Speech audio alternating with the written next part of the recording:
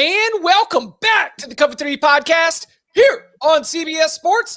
That's Danny Kanell. That's Bud Elliott. I'm Chip Patterson coming to you live at youtube.com/cover3 and everywhere you get your podcast on demand. Thanks for hanging out. Smash that subscribe, smash that like, and come and join us in the chat, a.k.a. the Cover 3 Tailgate, where Andrew jumped in. And he's not he's not hitting that pure SEC. He's got a different kind of question, Danny. Any comment from Danny on Bo Nix's 307 yards and 4 touchdown performance on Sunday? He's been awesome. RG3 was phenomenal his rookie year too. I mean, guys have had great rookie seasons. I'm just saying, it's been great. We've seen it before. It's going to be interesting because he's closing that gap on Jaden Daniels for that rookie of the year race. Rookie of the year? Really? Yeah. Oh, yeah. I saw some people saying that the odds changed significantly. Like he's closed the gap somewhat. But I mean, at the same time, it was Caleb Williams after Caleb had that 4 touchdown game, and then he kind of fell off. So, and where are the Broncos anywhere close? Because that's the other thing is if Jaden can close it out, even if he's not statistically awesome, but he wins the division, that kind of feels like a little bit of an X factor there. But the Broncos are they're hanging around there. Yeah. 6-5, above 500. Like they're doing pretty well. He's definitely playing better than I thought he would, for sure. All but right. I will not change my mind. You still could have got him in the second round and played just the same way. I mean, if you guys wanted to overspend, that's great. Listen, your adjustment to your take, I understand. That's way better than backing out on the beard bet. Right. That's apparently that's a judgment of your character. Noah, one of our producers at HQ, he swears that I said if he won Rookie of the Year, I would shave my head. And I told him he'd have to find that one. And so now he's like taking it as a challenge. He's going to look for it. Go find that. Go I find think that. I said it jokingly, like, oh, I already lost this bet. Why not double down? Right. I don't think it was serious. Lots to get to outside of Bo Nix topics here on Monday's show, where it is upon further review. We are going to be going through the reaction to the top 25 rankings in Poll Assassin. Coaching Carousel has a couple of group of 5 firings at the head coaching level and a notable coordinator dismissal in the Big Ten. We'll get into all that and so much more. But we are, over the course of the next month, really going to be gearing up both here on the show and also with some special stuff in the feed about the recruiting scene. Because, early signing period coming up right away. We've talked about Bryce Underwood a lot here on the show, but it was some other quarterback movements that came over the weekend that I thought we could, bring some of our listeners and viewers in and let them know what's what. Because, number one, there is Juju Lewis decommitting from USC. Now, Juju Lewis was a very hot quarterback in the class. And Bud, correct me if I'm wrong on all this, but like early in the cycle, I would say that as things have gotten a little bit closer and as the rankings continue to get updated, more evaluations come in, his stock is maybe not quite as strong as it was early on in the recruiting process. He decommits from USC. There are rumors and reports of his landing spot, which it could be very eye-raising, and I think could be something to keep an eye on as we discuss some of the coaching movement that we could see. But then USC also gets a new quarterback added to the class that arguably at this point is rated even higher. What do we make of some of the what do we make and what are some of the takeaways of the quarterback shuffling from over the weekend? Sure. So I think this was kind of a long time coming, to be honest. I really didn't think Juju was going to stick with USC. The question was going to be like, how did that split eventually happen?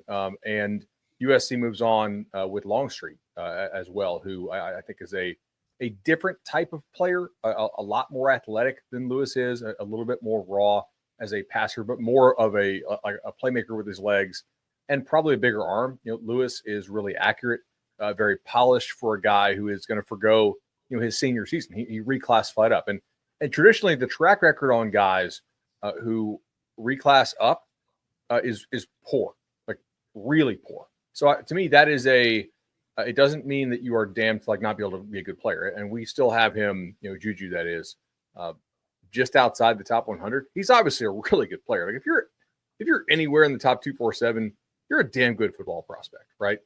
So I don't want people to think that he's not a good player.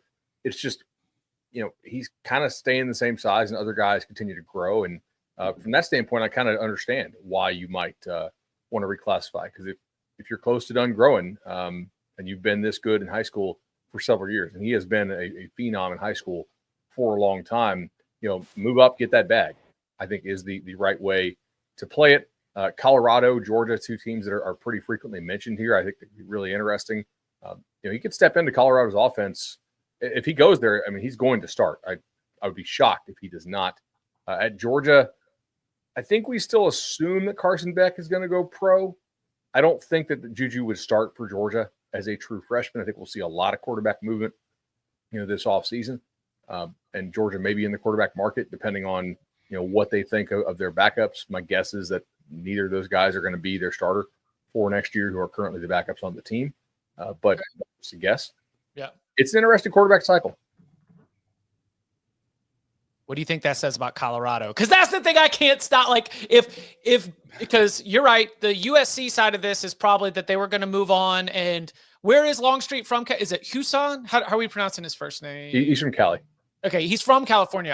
I didn't have him like exactly placed where in terms of Southern California or elsewhere. You've got a prospect who is a really, really highly rated. You're going to move on from him. That's important for Lincoln Riley, as we're starting to consider Lincoln Riley and is he going to be looking at the future? Is he investing and trying to put together a good class? And we'd always looked at Colorado's high school recruiting with some commentary along the way of like, does it look like, Deion Sanders is planning on being here a long time? It's a question given the way that the roster construction has been split between high school and the transfer portal. I mean, Danny, would Juju Lewis signing with Colorado signal to you that you think Deion's going to be back for another year with the Buffs? I think it's a sign. It's a good sign, but I would by no means say it's locked up for certain. I think it's like, but I think you would say that about a lot of coaches, that are having great years that are going to be mentioned in a lot of different circles. I still think Deion probably has his eyes set on something bigger, potentially, maybe even a path to the NFL if it's potentially there. And if you can strike while the iron's hot, why wouldn't you? I mean, look, he signed Travis Hunter at Jackson State, and that didn't keep him at Jackson State. Right. He could bring him with him. If he goes somewhere else, right? Like I wouldn't part of that be like, hey, Juju will follow me? Oh, yeah, sure. Yeah. The package deal right there. Not to the NFL, obviously. But well, yeah, obviously. It's something too. I keep an eye on again. More recruit. We also had. I don't have anything in my notes on Tramel Jones. Tailgate's talking about that. Any thoughts or takeaways there? Solid prospect. Like not super athletic, but a guy who I think is a good prospect for Florida to get. I mean, obviously he's not going to unseat Lagway as long as Lagway is there, and I think you kept Napier largely to keep Lagway, right? I mean, the connection between Napier and Lagway is really strong. Very productive as a passer. One of the concerns was always like sack avoidance and the athleticism. He's kind of done growing, not a good athlete for the quarterback, like relative to his size. So that'll be something he'll have to deal with probably in the SEC. He's a guy I think you would take in your class. I don't know that I would pay for him. I think it probably makes sense. Like, because I'm not really sure the upside is amazing, but I think he's somebody you'd like to have on your roster. I think, it's easy to pile on. It was like, they're having a bad season, which is probably true. I mean, the lack of success isn't helping things, but I also don't know who recruited him. Was it one of the coaches that were fired or potentially is going to get fired? And maybe you were, that was a relationship you built and that coach got fired. So you're no longer wanting to go there. I think it makes sense. So there's a lot. I do think what it does is emphasize how important the hires are going to be for Florida State, where it brings excitement and it brings somebody who's going to be able to build relationships and recruit these young players. That's why, I think that's outside of, maybe even just on par with X's and O's. Like you want a good offensive and defensive mind, somebody has good scheme. I think even more importantly, you need somebody that's going to bring some excitement and be able to attract players to say, hey, we're going to be a part of this rebuild. We're going to get back on track where we want to go. That's why I think that's vital for them, for those couple of hires and all the positional coaches that are going to need to be hired as well. I think Florida State probably in decent position, but maybe not amazing position for Carter Smith, the recent decommitment from Michigan. So that's kind of been in the works. 2.5 weeks from early signing day. Yeah. Whoa. Okay. So again, we'll have 24/7 Sports, always our resource and yours for all the latest on the recruiting scene. Lots of great coverage there, and we're going to continue to incorporate some more of that conversation here into the Cover 3 podcast, both on the show and with some extra coverage. Welcome in Tom Fornelli into the show. How we doing, Tom? Good. Sorry, I had a cramp in my calf. Ooh, that hurts. Okay. No, it's an Irish Inquirer situation there. I don't know. Yeah. It was a cramp. All right. So here on Mondays, we do like to take a little bit of time to react to the changes in the AP Top 25 poll. Shout out to Jeff Banks, poll assassin.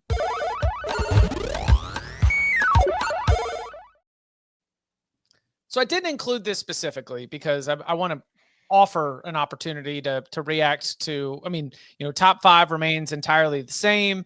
You've got some shuffling inside the top 10, a big drop for BYU, which, should come as it is expected given their late night loss and maybe a little bit more there. A lot of teams near the back end of the ranking fall out. Your Kansas State, your LSU, your Louisville, your Missouri, that opens the door for Arizona State, Iowa State, UNLV, and Illinois to jump in. What is the right way to rank these SEC teams? There is none. Right? It's kind of like floor and upside. But right? Do you ignore head-to-head results? I think you have to because, yes, in a year in which everybody has 2 or more losses, I think you have to ignore head-to-head. Because it's circular. Everybody has beaten everybody else. Just look at the totality of the resume.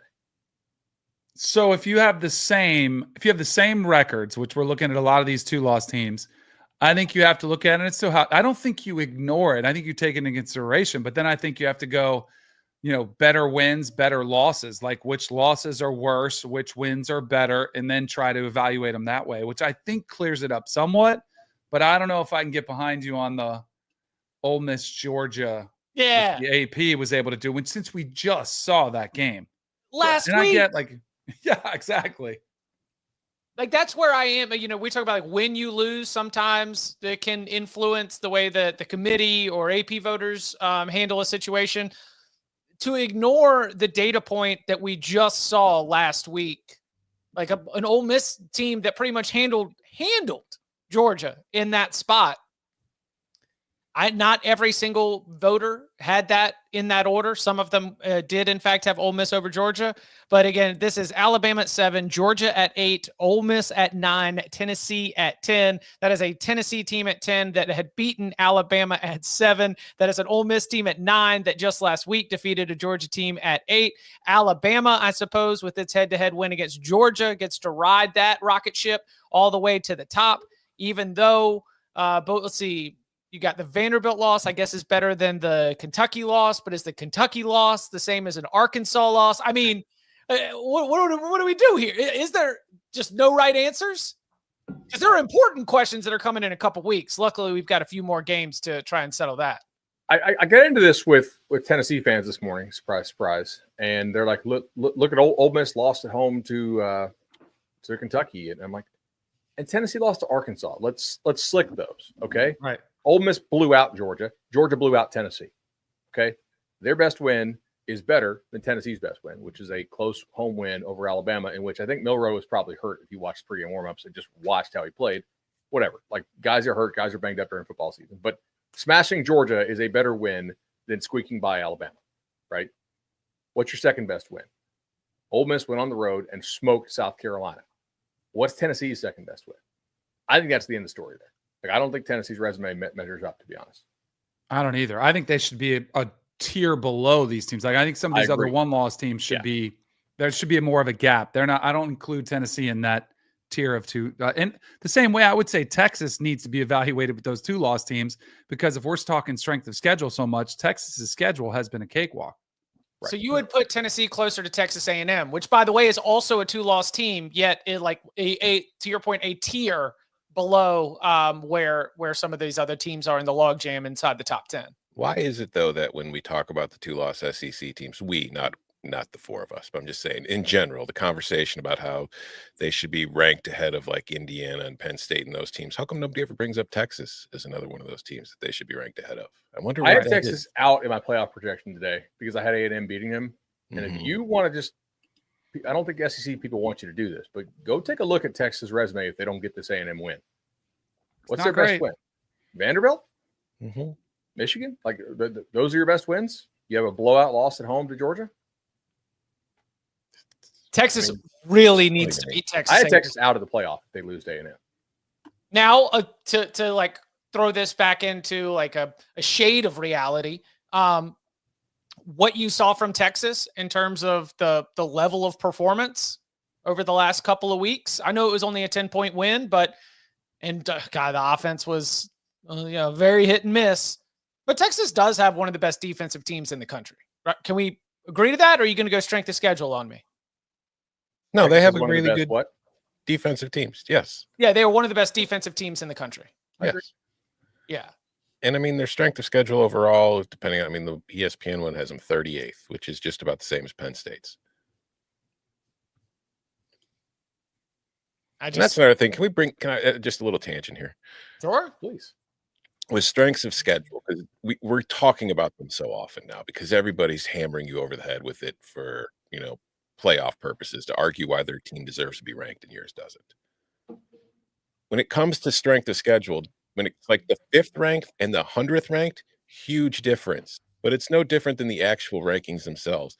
The difference between the 25th SOS and the 75th or 80th is minuscule. It's like one game. So when you start bringing that stuff up, just be more aware of that, please, in your arguments. I know you won't be because it won't serve your purpose. But the 25th and the 75th strength of schedule is like I played a 7-5 team and you played a 5-7 team. We can pretend there's a huge difference if we want to, but there really isn't. Yeah. Maybe we could get like a percentile in there. Is there another, or do we just need the numbers? Use the people. Okay. Well, that's why I think too is that top 25 wins is such a thing that the committee, when they talk about it, they reference those top 25 wins. When you look at the difference between 15 and 40, there's not a ton of difference. Sure, within those, you can make an argument some are better than others, but there's not that much of a difference for those teams.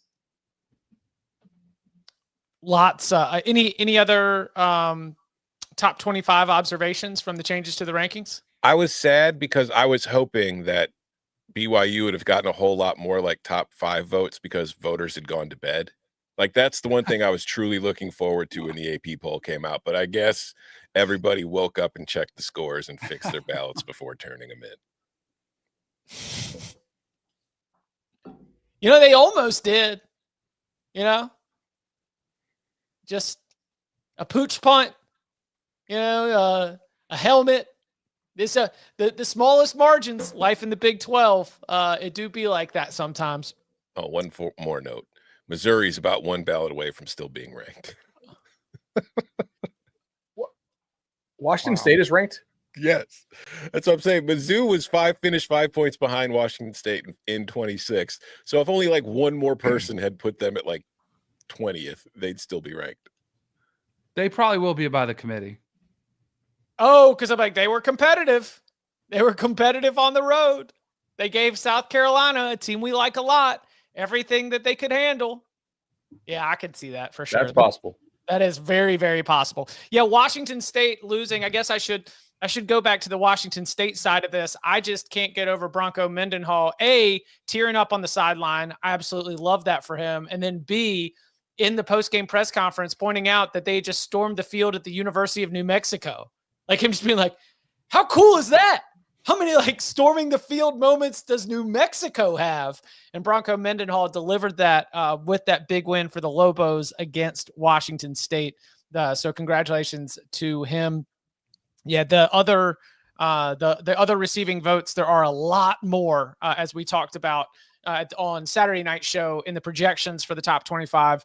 You just kind of run out of teams that as a consensus, the AP voters really liked.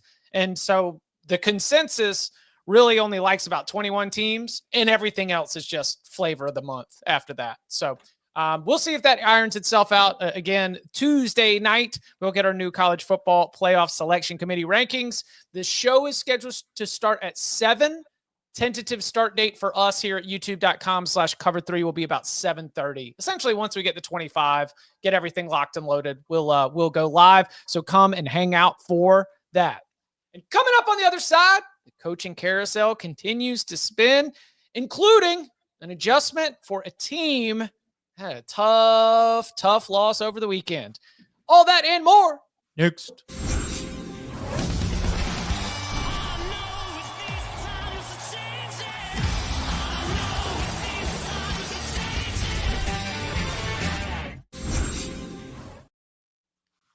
Just a couple group of 5 changes were on our radar, but then some news from the Big Ten. Mel Tucker, come on down. Let's spin the carousel.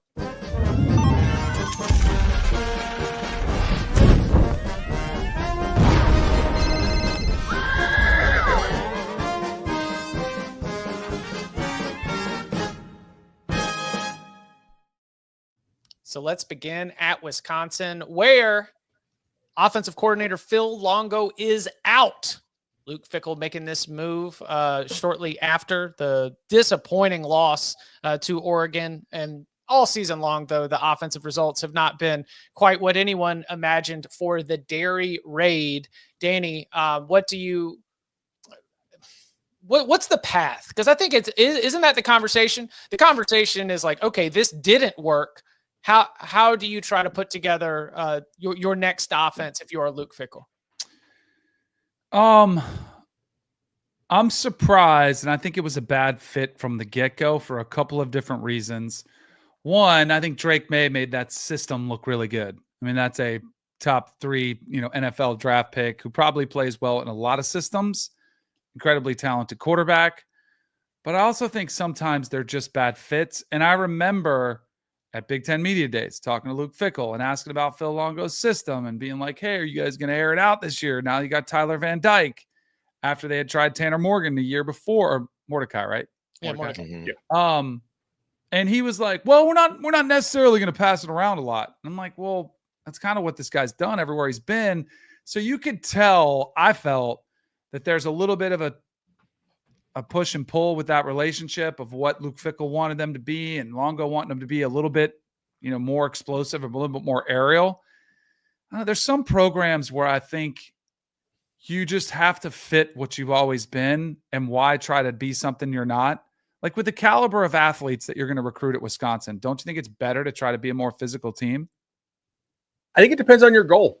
Like if you think you're a team that can actually win the Big Ten, then you probably need to be able to play a style that is going to allow you to win the Big Ten, like what Oregon and Ohio State can play and recruit to. But I don't think that's realistic anytime soon for what Luke Fickell has going on at Wisconsin. The good thing for Luke Fickell at Wisconsin is like Washington, USC, Iowa, Nebraska, Minnesota, like none of them really seem like they're likely to jump up and take that 4 spot in the Big Ten next year. Right? Maybe USC, if they get some of the transfer stuff right, would be, perhaps the closest. But your goal right now is just to keep your job, and like you need to be making bowl games with relative ease. And so I think, like, Fickell should probably be applauded for thinking that Wisconsin had a lot of potential, and maybe it still does, just maybe not under him, or maybe it's going to take longer. But he went outside of his comfort zone, I think, when he hired Phil Longo. And I would expect him to probably go to someone like really familiar if he can here. More running the ball, more defense, because like it's self-preservation at this point. Like you're in survival mode. I don't think you're building towards like a team that can win the Big Ten. You got to like try to not get fired. It's been a bad tenure so far. So I agree with you. I think they will probably go to more like Minnesota, Wisconsin, Iowa type offense. I think Wisconsin can try to win the Big Ten. Indiana is going to be in the college football playoff. Indiana. I think it's just as capable of doing it at Wisconsin. In fact, I think it's far more likely that Wisconsin would be able to do it than Indiana. So it's interesting because last week, Matt Rule, in his second year at Nebraska, things not going as well as planned, fires his offensive coordinator. This week, Luke Fickell, in his second season at Wisconsin, things not going as well as planned, fires his offensive coordinator. So this is certainly a situation where it's like, well, Clearly, it's not working. We got to do something because, as Bud mentioned, I'm trying to stay here. But this is also not that surprising. It's just like if you've been like the stuff you've been hearing out of Madison all season. It's like I felt like they were butting heads all year, even coming into the season. Yeah. But yeah, I said this when Luke Fickell first took the job. I was skeptical if this was going to work, not because of the style of play and what they need to do to compete in the Big Ten, because I mean, Oregon and Ohio State can do whatever the hell they want. They have a bunch of 5-star players. Like that's really what it is. If you have those players, it doesn't matter what style you play. But for Wisconsin, I mean, having grown up and watched this conference my entire life and knowing the kind of talent that's available, Wisconsin is not exactly a hotbed of air raid kind of players. Like you see the linemen that come out of Wisconsin, they're not the quick, nimble spread option kind of guys. They're all 6'3", 315 pounds. They're just little refrigerators. And it's like there's a certain style of play that they can work with. So for Wisconsin to do what it's been trying to do, they kind of had to get away from their recruiting footprint and recruit outside of Wisconsin, which is not as hard to do anymore in the NIL transfer portal era. But it's hard to really kind of build the foundation of your program doing that when you're not recruiting the guys from your own area. So I'm not shocked that this change is coming. I'm not shocked that it hasn't really worked. I do agree that they will probably have to go more towards their old style. But even if you look at like the teams that are having success now, the development programs in the league, we mentioned Indiana. They're not playing a 3 yards in a cloud of dust kind of offense. Illinois is not playing a 3 yards in a cloud of dust kind of offense. You can still get more spread-based kind of RPO principle stuff that the air raid was supposed to be and be successful. It's just Wisconsin's biggest problem to me hasn't been the style of play as much as it's been their lines of scrimmage. They're just not that good. Like they've been overwhelmed by teams. And I think that is the biggest problem. And I think that's what Luke Fickell is looking at and saying that's what we need to change. That's a good I point. agree with that. Yeah, I think this move's been known, like Tom said, for months. Mm-hmm.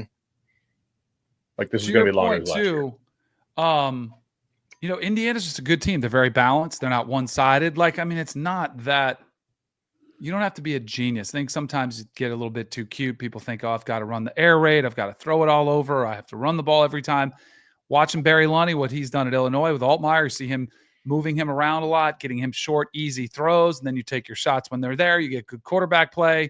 It helps a ton. Same thing with Indiana. Good receivers at Illinois. That's right. And Indiana does too. Yeah. I was just going to blame Surratt's pretty good weapon on the outside. That's the thing too. Like they do need to attack that and get their quarterback some help. They have also had some misfortune, which is probably not their fault, with some of the recent transfers, and we should cut them a break on this. Okay, so you take the receiver from BC, Griffin, I think the kid's name is, hasn't been able to play all year for some kind of eligibility, whatever it is, and then you take Van Dyke and he gets hurt like almost immediately.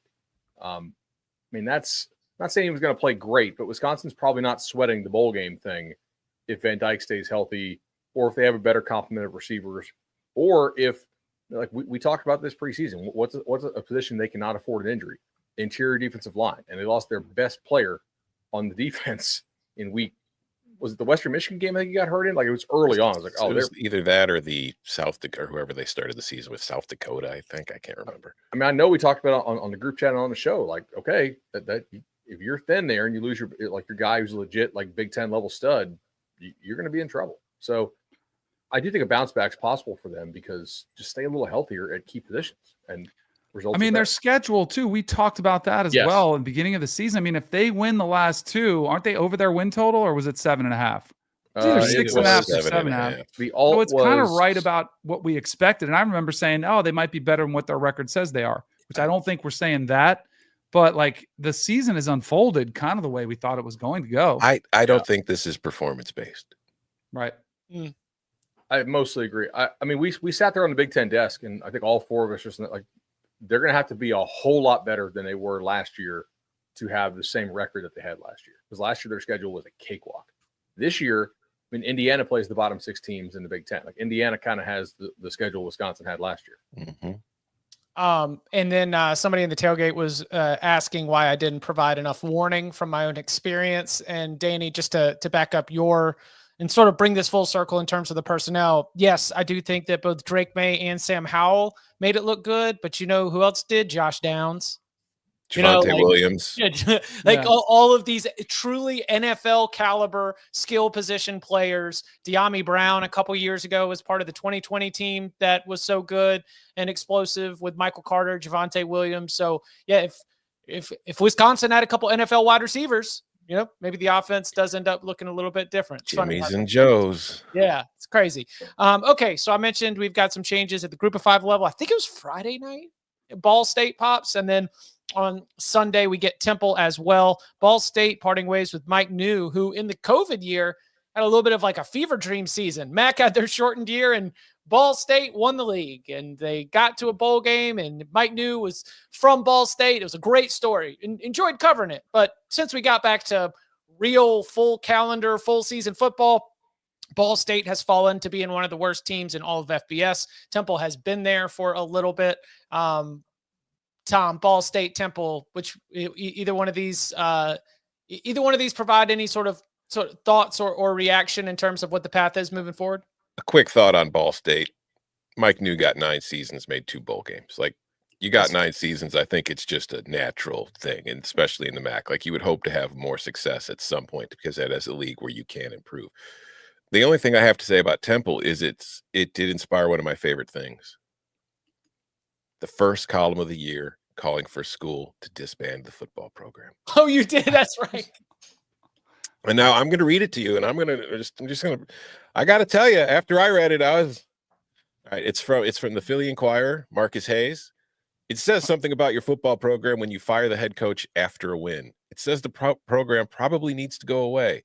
Blah, blah, blah. It's just information. But he gets to the point where, all right, which again brings into focus the existential questions regarding football at Temple. Why did it even exist? Should it continue to exist? The failure of this latest attempt at the program's salvation should provide the obvious answer. No. The continued death throes of the program must be having an influence on Temple president John Fry, who was president at Drexel until this past July. In a 2016 op-ed in the Wall Street Journal, Fry celebrated that institution, dropping football 5 decades earlier rather than engaging in, quote, spending binges that sap resources. Fry now has a chance to lead a football purge because, like most football programs, Temple football loses money. Will he take it? This feels a little like punching down, and it feels a little mean-spirited because so many good people have for so long tried to make this a good program. Lots of people behind the scenes have committed decades to the cause, but Temple hasn't sniffed a bowl game since before COVID. Most of the program's best players either wind up at Temple by accident or they wind up getting good at Temple by accident. Temple has had 2 NFL first-round picks in the last 37 years. Try selling that to Johnny High School All-American. The program was seldom been able to perpetuate competence, much less success, which makes it all the more incredible that, as part of his farewell statement regarding Drayton Johnson, said, quote, with the changing landscape of college football in the playoff format, the opportunity for Temple football has never been greater. That is simply untrue. This statement is true for programs with robust alumni support, deep pockets of NIL, first-class facilities, hardy and invested student bodies, and strong recruiting bases. Temple has none of those. In fact, its student body has shrunk by almost 10,000 students since 2019, blah, blah, blah. It goes on for a while. But the point is, I went into this column wanting to kind of just chuckle, and by the time I was done, I was like, I think he has a point. Pop Warner is rolling over in his grave hearing these words. What's Matt Rule going to say? Huh? Bruce Arians, Al Golden, legends of Temple lore. You can't close the program. Would you close the program? No, I would hang on for as long as I could at this point. I think that we're going to have probably some shifting of the landscapes as the house stuff gets on. A natural line of demarcation is going to come, whether you can afford to pay like the full house amount or not. And then I think, I don't know, in a couple of years, we'll probably have a bit of a shift. Like, we don't need to have 135 teams playing in nominally the same division. There's really not a lot comparable to that. I know the op-ed there that Tom read, it talks about good luck selling 2 first-round picks in 35 years. Ain't nobody Temple recruiting trying to go first round. Like, if it happens, cool. But like if you're going to Temple, you don't have real first round dreams. Like, what do we? Come on. Like, that's a level at which education still matters. Yeah. Right? Like you're going and you're excited to go to get a college education. That level at Temple is not pseudo minor league college or like minor league pro football. It's just truly more college football. Or you were a good high school player in South Jersey and you want your family to be able to come see you play college football. Exactly. Like I would say almost everybody at Temple likes college football. Like enjoys playing, or they have to play it as a means to get their education. I don't think anybody at Temple's thinking like, yeah, we're going to get rich off NIL. Like, that's not a thing. There's not really a market for that. Like as far as I would hang on. I think there's going to be a natural split coming at some point. Bring back Al Golden. He's doing a great job.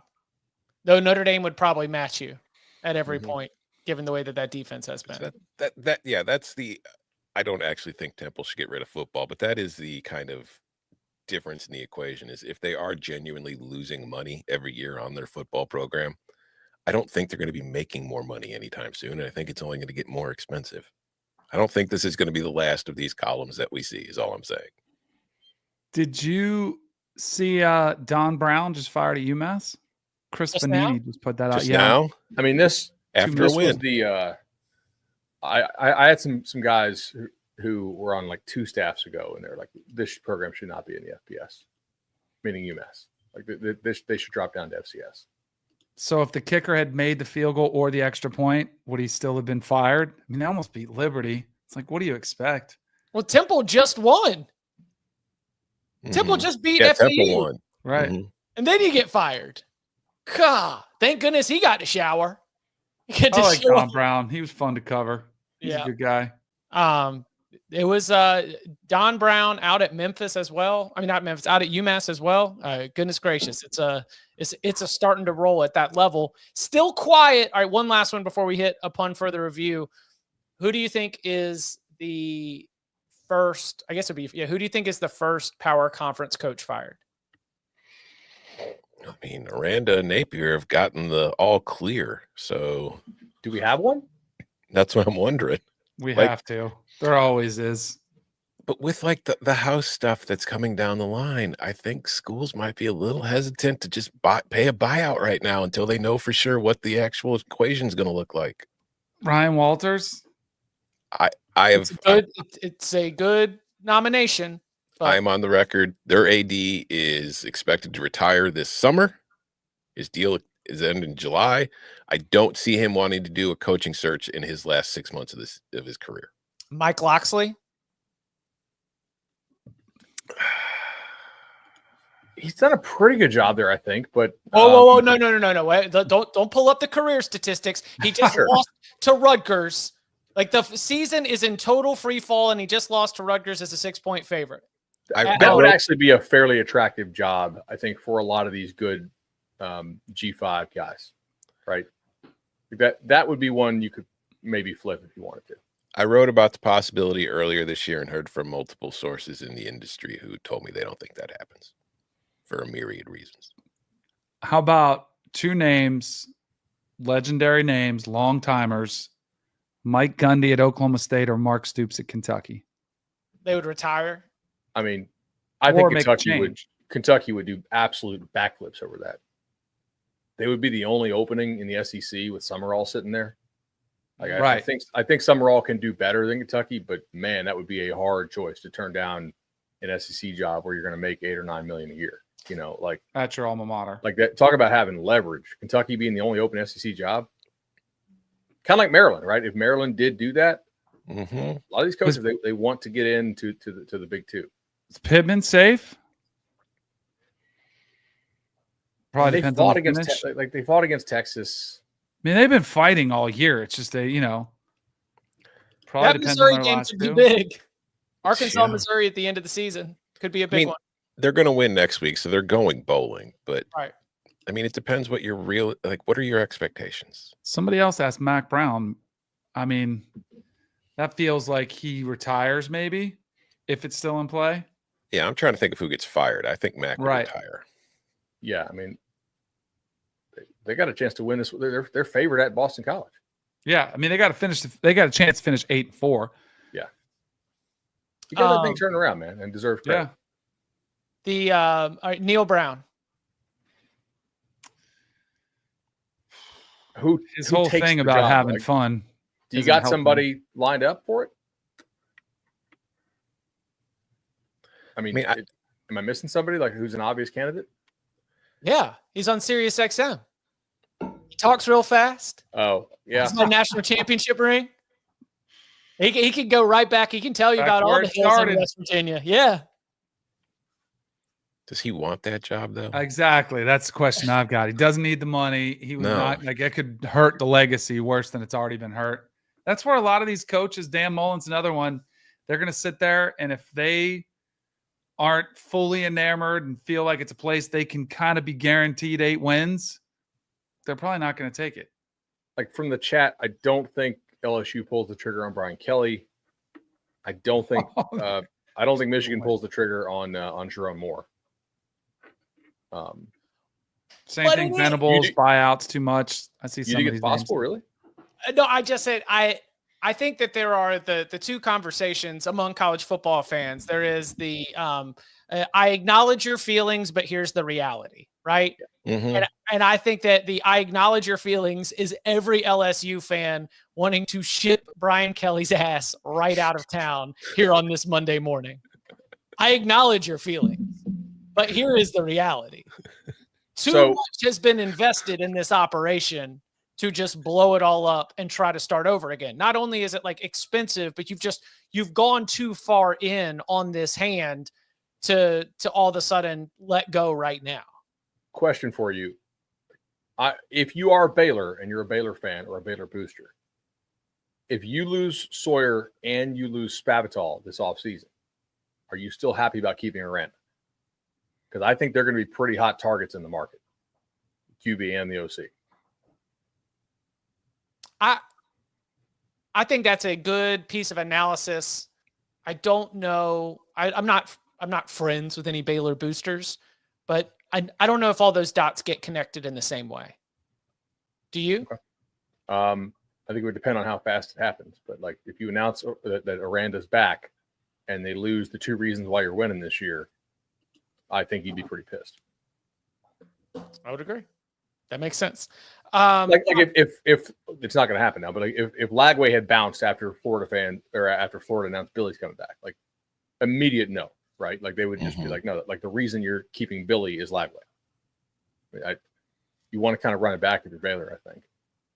And on the Sharon Moore front, I do not think that job is changing hands, but I do think that regardless of how this season finishes, he starts next year with a phrase that Gary Parrish, Ion College Basketball Podcast, CBS Sports, he first like detailed it by talking about he's not on a hot seat.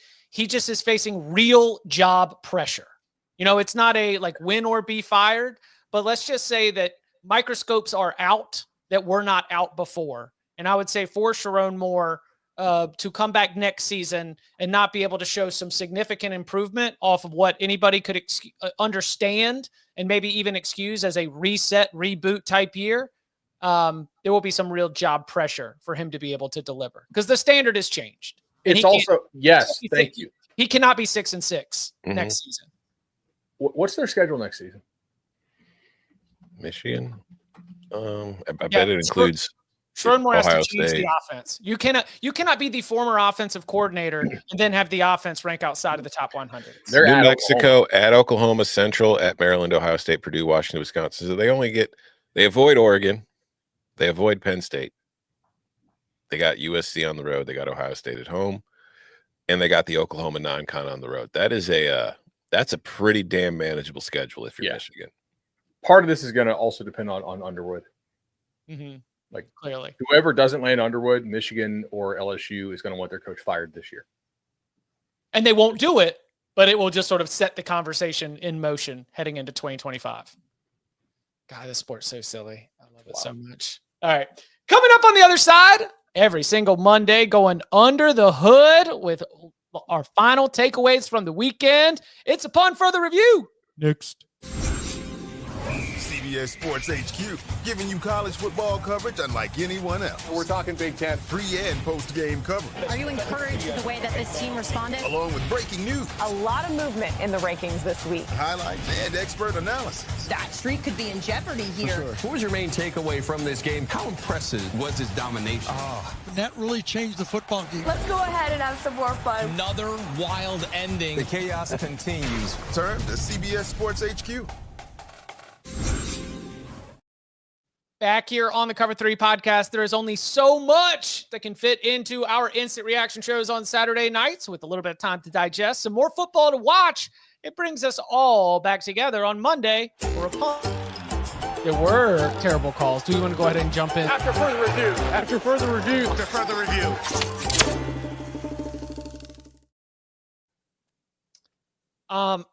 We're getting closer.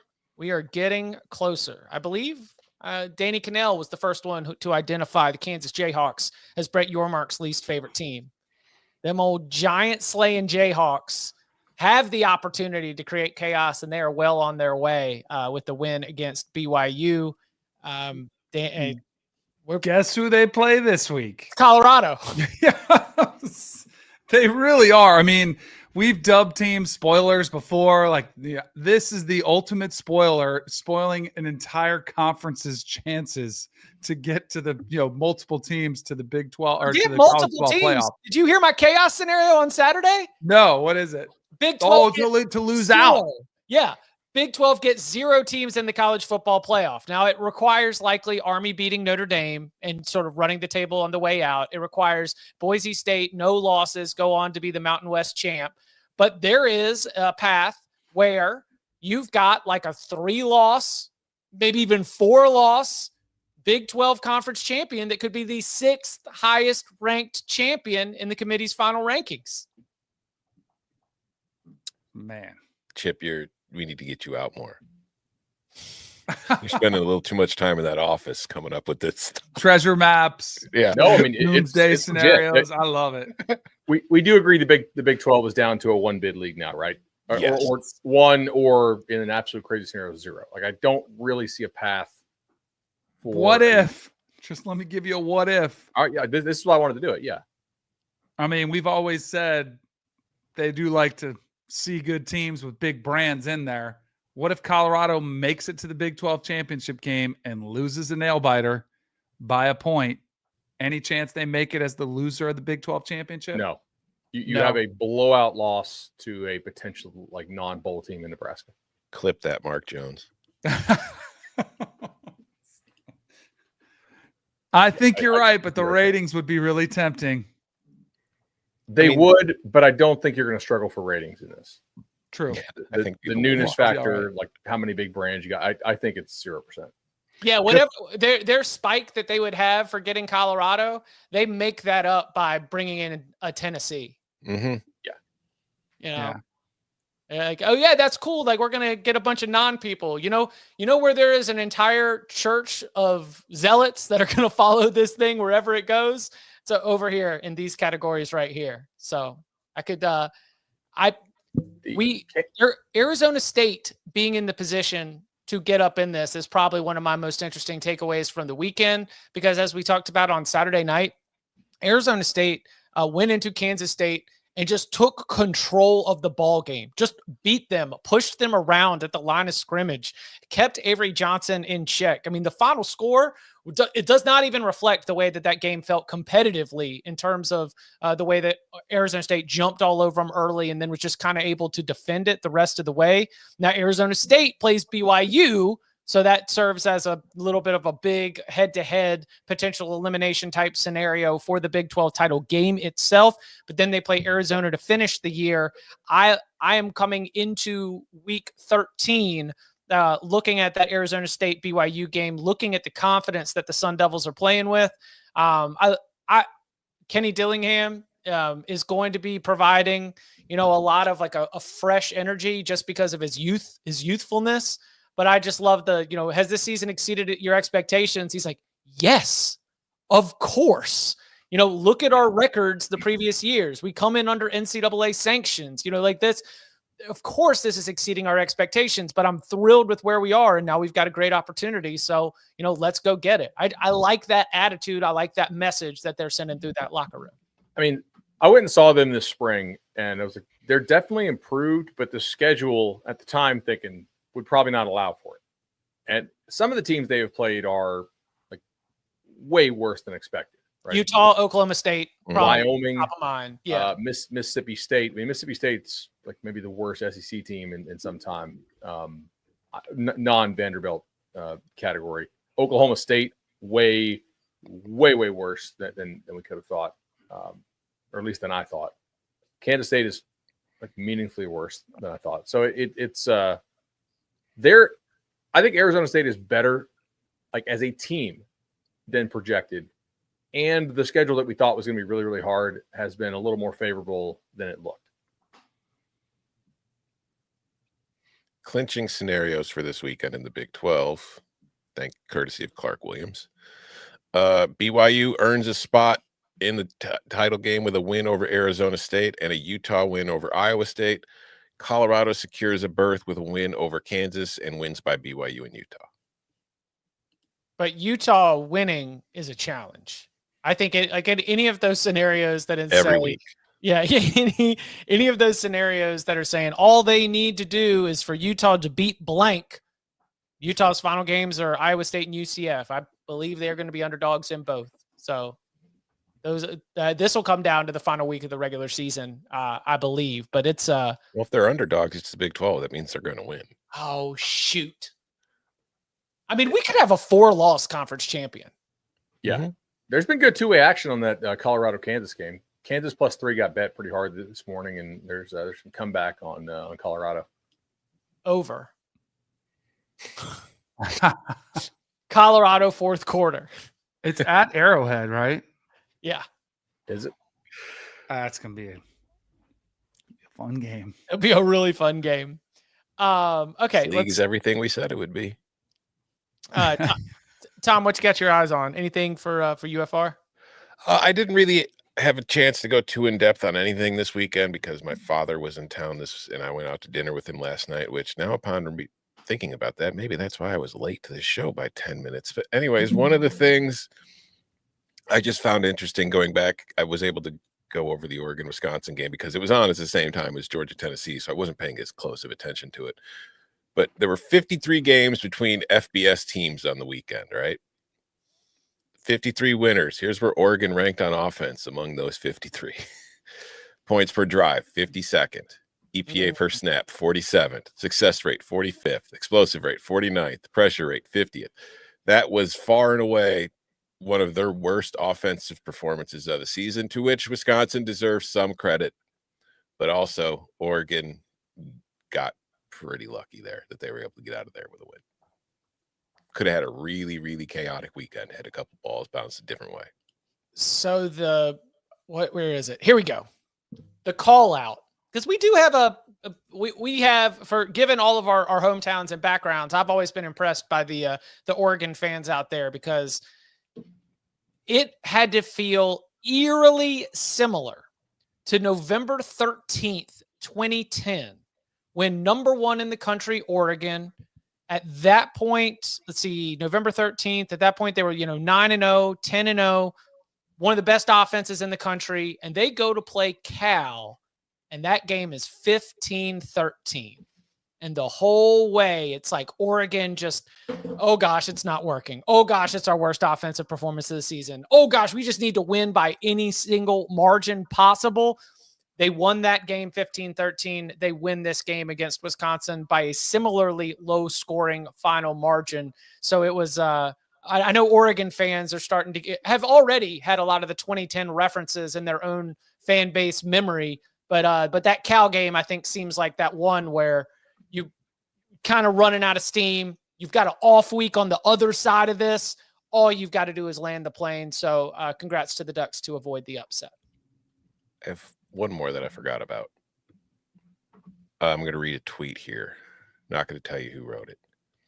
Quote, Tulane is the best G5 team, ... It was written by Danny Kanell.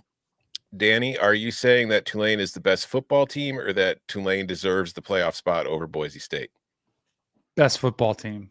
Okay. I just wanted to be clear. I wanted to further review that because although I Well, do think here we it's go. rather interesting that we have spent so much time talking about strength of schedules. No one has mentioned Tulane's strength of schedule versus Boise State's strength of schedule, would you which like I to think mean, playing two Power 4 teams versus one. Boise is 76th, Tulane is 96th. There, I just mentioned it. Playing two Power 4 teams, I think, is better than playing one Power 4 team.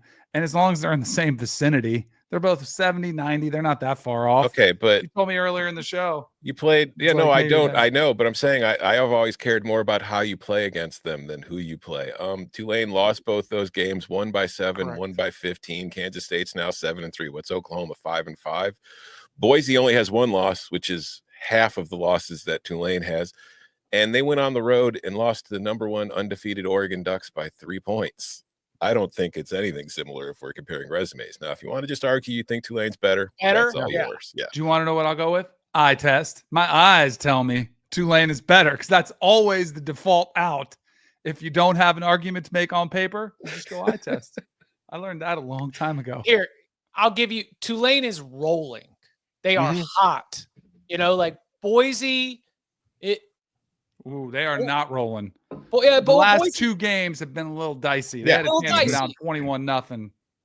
So, like, if we were to, fast forward to Wednesday on like a day trader Danny type analysis, I would understand that like you'd be looking at the swings and the market and what we're saying, and it is that Tulane is a team on the rise, and it's been a little bit up and down, a little spotty, a little shaky for Boise State. But I would take Boise State's resume. I think that the win against UNLV might be better than any win on Tulane's schedule. I mean, I think Tulane's best win is either Louisiana, which is where I lean, on the road, because that's been a good Sun Belt team this year, or Navy. But Navy also just lost its now starting quarterback during that game. Yeah. So yeah. I think if we're going to have this argument, we're assuming that same to the rest of the season, we are going to have two teams that haven't lost since. The best win for Tulane will be Army. And the best In the win for AAC Boise will title be game. either Colorado State or UNLV still. Yeah. And Memphis will be a pretty good win for Tulane. Like that'll be what, a 9-3 Memphis team. And look, It's Memphis, not bad. Tulane does need to finish the job with Memphis coming to town. Both teams are off this week before that finale, so that'll be a competitive game. That'll be a fun one to watch for the American Athletic Conference title game, because you've got the differing motivations, because Tulane is locked into the American Athletic Conference title game. Right. Win or lose. But you need to win because this is college football and we don't tank games. And also because you'd be giving up your big picture spot and opportunity in the pecking order to go play for the playoff. Since Tom took one of my UFRs and Tulane is the best G5 Oh, my team. bad. I didn't know you were going to bring it up. I would have just let you do it naturally and destroyed you that way. It's perfect. I didn't. You wearing that Boise blue, that real blue. I see that. I don't hate Boise either. They're probably going to be the team that gets in there. You hate running backs. That's all quarterbacks do. No, I I hate have when the been running back texting, takes the ball from them. They get jealous. My man Damian Harris has been he's the captain of the Genty fan club. So I texted him because I think somebody put a tweet out about one of his touchdown runs and was like, what an amazing run this was. And I texted it to our group chat, and it's, Ashton Genty is so good that he makes plays like this look easy. Literally, no one comes even close to touching him on the run. And I was like, here you go, Damien. Here's your guy. My 12-year-old daughter could have made this run. I mean, it was like, I didn't know if the account was trolling about how good he is or if they were serious. I couldn't tell. I have a UFR. Sunday morning, doing my thing, wake up early, get caught up on the games, go for a run. Usually I'm listening to the Cover 3 reaction pod. I'm usually feeling pretty good about my boys. I told you I ran into Mark the Gator last time, and he's like, hey, I'm listening to your guys, and I was loving it. But I tell you, there was something I heard that I almost like went in disguise. Like I didn't want to be known as anybody associated with Cover 3 pod. Did I really hear a debate over Paul Hornung? It's Did I Horning. really hear a Paul Hornung debate? Because that was one of those ones I was like, oh no, they're going here. And I am the older one. And I remember as a kid, Paul Hornung used to go to all these Yankee spring training games straight from the Pompano harness track. Yeah, he was known to like to hit the ponies a little bit when he came down here. I think he even had some legal issues that he ran into with some of the gambling that he had. But I wanted to make sure you guys know some of these. Did you know that it was Joe Theismann before he changed his name to Joe Theismann? Yes, for the Heisman campaign. Heisman race. Yes, he was Joe Theismann. I'm just helping you younger guys out. Yeah, no, Did you know my Uncle Joe once knocked Joe Theismann out at a bar? Right. He was hitting on my aunt. No way. Yes, That's my hilarious. Uncle Joe knocked his ass out. That is awesome. I had a couple from recent times too. It's funny how when guys get to the NFL, they're printed. I called him Devon A-Chain for however long he was in College Station. Now that he's a Dolphin, he's in the NFL. It's A-Chan, soft. I sat in studio for 2 years in New York while I was watching Mountain West football games and referred to him as Romeo Dubs. And not once did I get corrected from anybody from the Mountain West or now he's Romeo Dobbs. So you got to stay up with these pronunciations. Paul Hornung was an all-time low though. Horning. Yes, Horning. Got it. You could stay up and you can correct us. That was deep in the show, right? That was deep into the show. It was deep into the show. Yeah, you guys were getting loose. It's late. That sounds like a 63rd minute. 1 a.m. is approaching. Kind of. Don't look now. Don't look now for my UFR. It's a little bit closer to real. I took a bet on the Clemson Tigers to win the Natty right after their loss to Georgia. Went to 40-1. I was like, oh, now's the time to buy. I think they're going to be back in there. After their loss to Louisville, it was done. Bets gone, wiped out, no cash out. And there was a cash out before they lost to Louisville. It got up there pretty good, and I debated it. Was kind of mad I didn't take it. Guess what popped up again? An opportunity to cash out of my Clemson Natty bet. Don't look now, but Clemson's lingering around that conversation. I know no one wants to give them a chance as a 2-loss team that could potentially, obviously their easiest path is to get to the ACC championship and win it. But if you look at where they're ranked and where they'll come out tonight, it'll be very interesting. A lot of those teams that play in front of them are playing each other. They probably will get to that 12, 11, somewhere in their range once it comes time for that debate. And if you were a Clemson fan, I think you circle Notre Dame as the team that you look at and say, what have you guys done? Where's your resume? Make as much heck as you can, raise it. But I think Clemson's not done yet. I think you should cash out. Yeah. Cash out. Yeah. They're giving you the option again? Yes, thank you very much. But like all they need is a Miami loss at Cuse, which Fran Brown likes to shower. We saw him pull off a little upset as a 10-point underdog. That game's a little tricky. That's all they need. And then they're in. They're in the ACC championship game. I think that Clemson winning the ACC is much more likely than Clemson winning. I mean, obviously that sounds dumb, but Clemson making the playoff to me seems more likely than making the playoff and doing something else after that, because I do still think that it is a team that even in their most optimistic self-scout put them up against some of these other teams they'd be playing in the first round or in the quarterfinals if they're the ACC champion, and they're going to be like, we're going to be fighting uphill on this one, boys. So I cashed out before the Louisville game. That was the sweet spot. It was a nice return. A nice return on a Clemson Natty ticket? I guess 40-1. 40-1. I mean, yeah. Liability there. All right. Anybody else got anything? UFR we want to hit? If you did not stay up to watch Washington State, New Mexico, that's a good one to go. Like that's you won't regret the time you spent on that. That's a good ball game. Don't just be mad about the total, Tom. It was a really fun ball game. It was. We got screwed. That was a good game. It was a very fun game, yes. It was a very, very fun game. All right. Let's see. Are we back at 2 p.m., Tar? Right? Tomorrow's 2, yeah. Yep. All right. So tomorrow, Tuesday, 2 p.m. Eastern time, we are back on CBS Sports Network, getting you set for the week ahead in the Big Ten. Then on Tuesday night, around approximately 7:30 p.m. Eastern time, we'll be back at youtube.com/cover3, reacting to the new college football playoff rankings. Wednesday, 11 a.m. Eastern time for big game breakdown. Locks on Thursday. You know what to do. Come and hang out. And you can follow him on Twitter at Tom Fornelli. You can follow him at Danny Kanell. You can follow him at Bud Elliott 3. You can follow me at Chip_Patterson. Gentlemen, thank you very much. Thank you. See ya.